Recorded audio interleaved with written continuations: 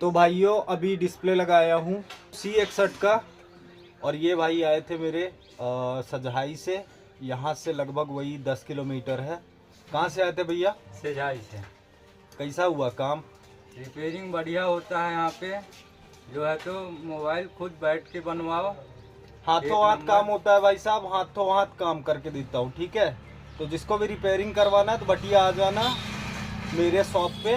मेरा shop Bhatia bus stand में है, लोकेशन में लगा दूंगा, आप चेक कर लेना, ठीक है।